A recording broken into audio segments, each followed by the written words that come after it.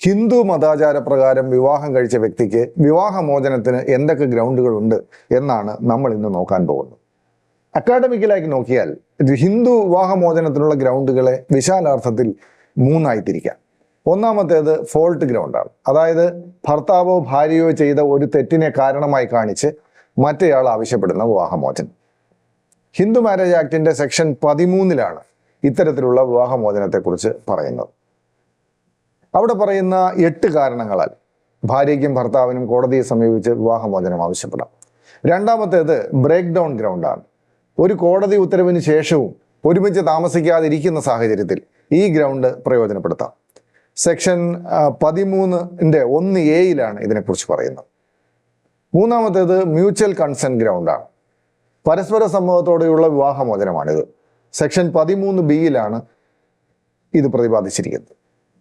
കൂടാതെ സെക്ഷൻ 13-ന്റെ 2 ഭാര്യയ്ക്ക് മാത്രം ഉപയോഗിക്കാവുന്ന 4 വിവാഹമോചന കാരണങ്ങൾ കൂടി പറയുന്നുണ്ട്. ഓരോന്നിലേക്കും നമുക്ക് വിശദമായി വരാം. ആദ്യം ഭാര്യയ്ക്കും ഭർത്താവിനും ഒരുപോലെ വിവാഹമോചനത്തിനായി ഉപയോഗിക്കാൻ കഴിയുന്ന 8 കാരണങ്ങൾ നോക്കാം.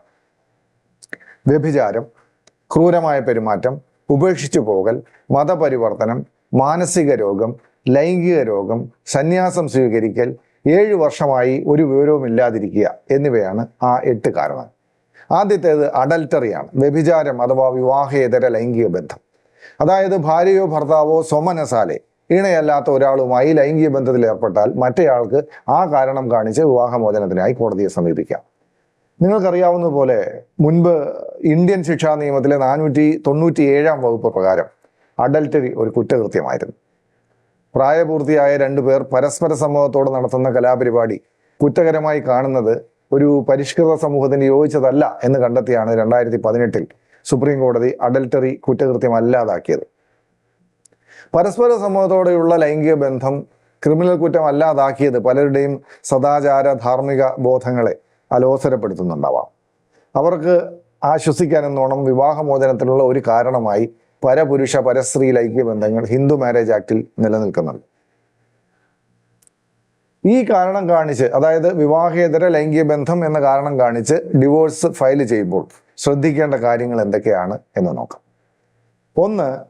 ആരോപിക്കപ്പെടുന്ന ലൈംഗിക ബന്ധം വിവാഹത്തിന് ശേഷം നടന്നതായിരിക്കണം. വിവാഹത്തിന് മുമ്പുണ്ടായ ഏതോ അവിഹിതങ്ങളുടെ പഴങ്കഥകൾ വിവാഹമോചനത്തിന് കാരണമല്ല എന്നർത്ഥം. 2. സ്വന്തം ഇഷ്ടപ്രകാരമുള്ള ലൈംഗിക ബന്ധമായിരിക്കണം. വോളണ്ടറി സെക്ഷൽ ഇന്റർകോഴ്സ് എന്നാണ് സെക്ഷൻ പറയുന്നത്. അതായത് ഇണയുടെ പ്രേരണയിലോ അല്ലെങ്കിൽ മറ്റാരുടെയെങ്കിലും ബലപ്രയോഗത്തിലോ നടക്കുന്ന ലൈംഗിക ബന്ധം ഇതിൽപ്പെടില്ല. 3. വ്യഭിചാരം ആരോപിച്ച് വിവാഹമോചനത്തിനായി ഹർജി കൊടുക്കുമ്പോൾ സഹപ്രതിയായി ജാരനെ അല്ലെങ്കിൽ ജാരിണിയെ ചേർത്തിരിക്കണം. ഹിന്ദു മാരേജ് കേരള റൂൾസിന്റെ 11A അനുസരിച്ച് ആരുമായിട്ടാണോ തൻ്റെ ഇണ ലൈംഗിക ബന്ധത്തിൽ ഏർപ്പെട്ടു എന്ന് ആരോപിക്കുന്നത് ആ വ്യക്തിയെ, അതായത് പാരമറിനെ വിവാഹമോചന ഹർജിയിൽ സഹപ്രതിയായി ചേർക്കണം. എന്നാൽ റൂൾ 11-ന്റെ D അയാളെ സഹപ്രതിയാക്കുന്നതിൽ നിന്ന് ഒഴിവാക്കി കിട്ടാൻ കോടതിയിൽ അപേക്ഷ നൽകാനുള്ള ഒരു പ്രൊവിഷൻ ഉണ്ട്. ഉദാഹരണത്തിന് അയാളുടെ പേര് മനസ്സിലാക്കാൻ ന്യായമായ ശ്രമങ്ങൾ നടത്തിയിട്ടും കഴിയാതിരിക്കുക, ആ വ്യക്തി മരിച്ചു പോയിട്ടുണ്ടാവുക, ഭാര്യ ഒരു വേശ്യയുടെ ജീവിതം നയിക്കുക, ആരുമായിട്ടാണ് വ്യഭിചാരം ചെയ്തത് എന്ന് ഹർജിക്കാരന് അറിയാതിരിക്കുക എന്നീ കാരണങ്ങളാൽ അയാളെ കക്ഷി ചേർക്കുന്നതിന് ഒഴിവാക്കി കിട്ടാൻ കോടതിയിൽ അപേക്ഷ നൽകാവുന്നതാണ്. ആരോപണ വിധേയനായ കാമുകനോ കാമുകിയോ ലഭ്യമായിരുന്നിട്ടും ആരോപണം ഉന്നയിക്കുന്ന കക്ഷി അദ്ദേഹത്തെ സാക്ഷിയായി വിസ്തരിക്കുന്നില്ലെങ്കിൽ ആ കക്ഷിക്കെതിരെ ഒരു അഡ്വേഴ്സ് ഇൻഫറൻസ് അഥവാ പ്രതികൂല നിഗമനത്തിൽ കോടതിക്ക് എത്തിച്ചേരാം. ഇവിടെ അവിഹിത ബന്ധം തെളിയിക്കാനുള്ള ഭാരം നിക്ഷിപ്തമായിരിക്കുന്നത് തീർച്ചയായും ആ ആരോപണം ഉന്നയിക്കുന്ന കക്ഷിയിലാണ്. പക്ഷേ ഒരു ക്രിമിനൽ കേസിൽ എന്ന പോലെ തെളിവുകൾ കർശനമായി വ്യാഖ്യാനിക്കുന്നത് കോടതികൾ ഒഴിവാക്കാറുണ്ട്. ഹിന്ദു വിവാഹ നിയമപ്രകാരമുള്ള വിവാഹമോചന നടപടികൾ അടിസ്ഥാനപരമായി സിവിൽ സ്വഭാവമുള്ളതാണ്. അതുകൊണ്ട് തന്നെ ആവശ്യമായ തെളിവിന്റെ മാനദണ്ഡം പ്രിപ്പോണ്ടറൻസ് ഓഫ് പ്രോബബിലിറ്റീസ് അഥവാ ഉയർന്ന തോതിലുള്ള സാധ്യത എന്നതാണ്. ന്യായമായ അനുമാനം അല്ലെങ്കിൽ ഫെയർ ഇൻഫറൻസിൽ എത്താനുള്ള തെളിവുകൾ മതി. ലഘുവായി പറഞ്ഞാൽ സംശയാതീതമായി തെളിയിക്കേണ്ടതില്ല, സത്യമാകാനുള്ള സാധ്യത കൂടുതലാണ് എന്ന് തെളിയിച്ചാൽ മതി എന്നർത്ഥം. വ്യഭിചാരം തെളിയിക്കാൻ സാഹചര്യ തെളിവുകൾ മതിയാവും. മൊഴി സ്ഥിരതയുള്ളതായിരിക്കുകയും ക്രോസ് വിസ്താരത്തിൽ വൈരുദ്ധ്യം ഇല്ലാതിരിക്കുകയും ചെയ്താൽ അത് വിശ്വസനീയമായി കണക്കാക്കും.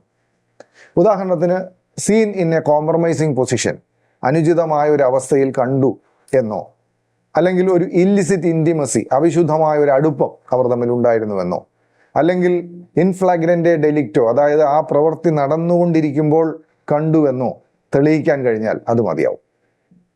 ഭർത്താവ് വീട്ടിലില്ലാത്തപ്പോൾ കാമുകനോ ഭാര്യ വീട്ടിലില്ലാത്തപ്പോൾ കാമുകിയോ ഇടയ്ക്കിടയ്ക്ക് വീട്ടിൽ വരാറുണ്ടെന്നും വാതിലുകളും ജനലുകളും അടച്ചിട്ടിരിക്കാറുണ്ടെന്നുമുള്ള അയൽക്കാരുടെ മൊഴി സാഹചര്യ തെളിവായി സ്വീകരിക്കപ്പെടാവുന്നതാണ്.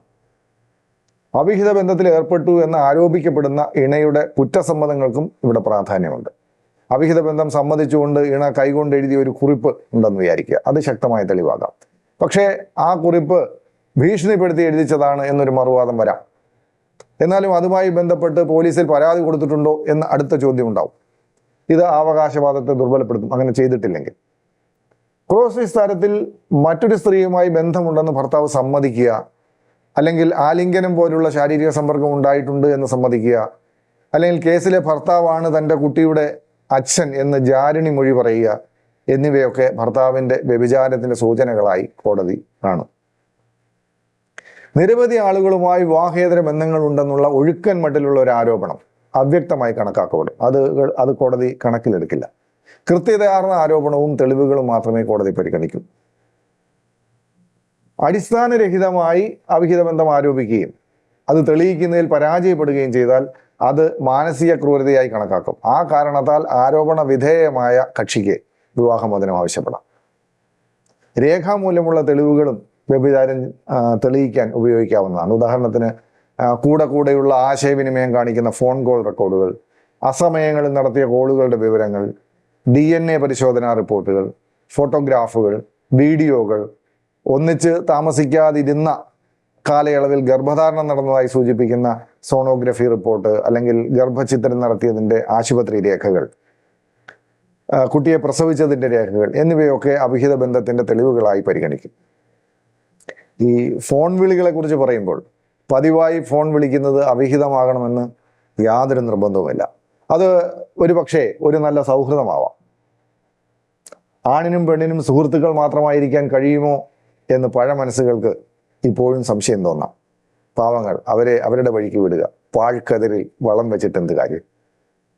പുരാണത്തിലെ ശീലാവതിയെ പോലെ ഭാര്യമാർ പെരുമാറണം എന്ന് ആഗ്രഹിക്കുന്നവരുണ്ടാവാം. കുഷ്ഠം വന്ന് തളർന്നു കിടക്കുന്ന ഉഗ്രശ്രവസിന് ഒരാഗ്രഹം തോന്നി, തൻ്റെ ഇഷ്ടവേശിയെ ഉടനെ കാണണം. അവിടേക്ക് തന്നെ കൊണ്ടുപോകാൻ അയാൾ ഭാര്യയായ ശീലാവതിയോട് കൽപ്പിക്കുന്നു. ഭർതൃകൽപ്പന ശിരസാവഹിച്ച് യാതൊരു പരാതിയും പറയാതെ ഉഗ്രശ്രവസിനെയും തോളിലേറ്റി കൊടുങ്കാറ്റടിക്കുന്ന ഭീകര രാത്രിയിൽ കാട്ടാറ് മുറിച്ചു കടന്ന് ലൈംഗിക തൊഴിലാളിയുടെ വീട് ലക്ഷ്യമാക്കി നടക്കുന്ന ശീലാവതി. അതൊക്കെ പുരാണങ്ങളിൽ മാത്രം. വിസ്താര ഭയം കൊണ്ട് ഞാനിവിടെ നിർത്തുന്നു. പാർട്ട് 2 വിവാഹമോചനത്തിനായി ഏറ്റവും കൂടുതലായി ഉപയോഗിക്കപ്പെടുന്ന ഗ്രൗണ്ടായ ക്രൂരതയെക്കുറിച്ച് പറയാം. നന്ദി, നമസ്കാരം.